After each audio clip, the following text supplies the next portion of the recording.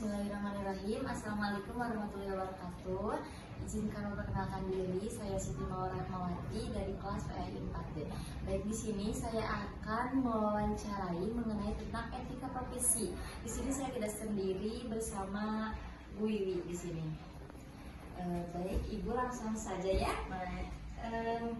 Izin bertanya mengenai tentang apa yang dimaksud dengan etika profesi menurut Ibu sendiri? Kalau menurut saya pribadi, etika profesi, etika itu kan berasal dari bahasa Yunani ya, ethos yang artinya itu karakter atau watak. Profesi di sini berarti berkaitan dengan pekerjaan yang membutuhkan keahlian, ya salah satunya kita sebagai guru gitu. Jadi menurut saya etika profesi itu sendiri adalah serangkaian karakter yang dimiliki oleh setiap pribadi yang memiliki pekerjaan atau yang memiliki keahlian atau yang memiliki profesi itu tadi sendiri. Jadi etika profesi itu karakter seseorang dalam hal pekerjaannya. Menurut saya pribadi. Ya, baik. Itu sih. Selanjutnya, mengapa etika profesi itu penting dalam pekerjaan? Kenapa etika itu penting? Satu, tadi kan sudah saya katakan bahwa etika itu adalah karakter ya, adalah watak.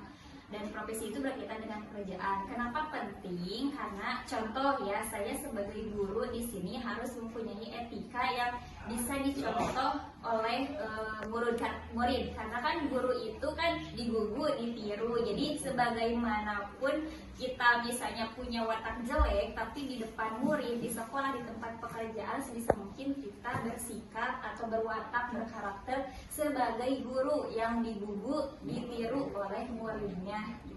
Itu sih menurut saya. Kemudian seberapa penting etika itu sendiri itu harus kita miliki karena itu berkaitan dengan derajat kita itu sebagai apa gitu. Contoh tadi kan saya contohkan sebagai guru ya, sekarang misalnya sebagai dokter.